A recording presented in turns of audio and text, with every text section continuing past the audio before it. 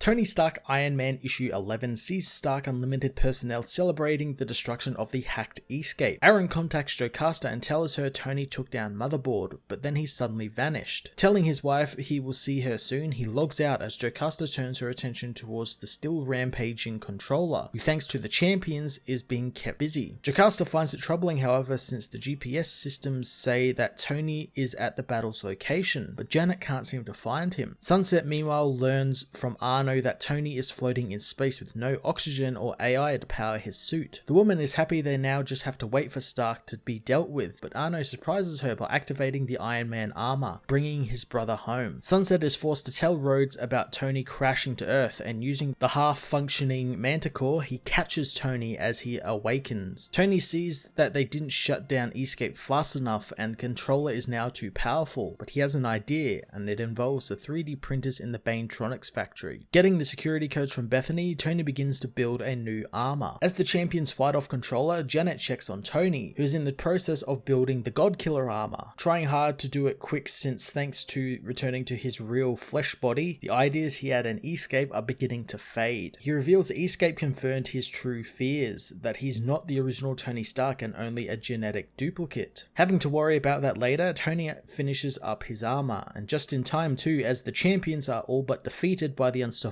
Controller. Unveiling the Godkiller armor, Tony blasts the self-proclaimed God Controller. With the Controller knocked out after one hit, Tony asks for Riri's help in building a device to siphon off the energy from the villain and reduce his size, but Riri is concerned that Tony's armor is also giving off an insane power reading as well. Tony tells her not to worry as Banetronics is evacuated, and he has an idea. Tony flies the armor into the factory, setting it to self-destruct as he and the others escape, destroying the factory and all of Sunset's 3D printing devices, cutting off her pipeline altogether. Hours later, Bethany tells Tony that everything in the company needs to be rebuilt from scratch, including the security, but Tony will make amends with the company and the world, even if it runs him dry, and the way that they will survive is by coming up with the next bigger and better thing. Going to see Jocasta and the still offline Friday, Tony reveals that he found a backup of Friday, but Jocasta yells at him, saying that that's not Friday and it's a completely different entity than the Friday they knew, and the Friday they knew is dead. As she leaves, Aaron says Jocasta didn't mean that since she doesn't realize what Tony has been through in the VR world. At Banetronics, Sunset is celebrated by her board of directors for ruining Stark and how the world saw their instant production pipeline, so people will flock to them now. Arno meets with Gauntlet and finds that some of the information from the Jersey factory was recovered, and left with the information, he plans on using it to start a project with the Howard and Maria Stark AIs. Janet meanwhile tells the unsure Tony that he is the same Tony he has always been, as Amanda meanwhile packs up her house, getting ready to leave, as Andy tells her not to go. Amanda says that there isn't a place for her at Stark Unlimited anymore, and she has to leave, and maybe Andy could come with her. Later, after Tony and Janet retire for the night, Tony awakens, leaving Janet and heading downtown to a bar. But before he can enter, Rhodey stops him, wanting his friend to talk to him. Tony says that in Escape he took more than one drink and nothing bad happened, but it felt real to him and he knows that he will never stop being an alcoholic and it's not fair. Rhodes says that he's there for his friend and if he falls, he will catch him. Tony Stark Iron Man issue 11 ended Dan Slott's huge Controller story arc in a somber way as Tony returns to the real world with some startling information about himself. I've really enjoyed this run so far and Slott's use of Tony's history was done in a really fun and respectful way. I can't wait for the upcoming Gail Simone issues as well as the story kind of dealing with Tony not being the real Tony and whether this will cause him to slide back into his alcoholism and what that effect will have on his friends and family. I'm going to give this issue a 9 out of 10.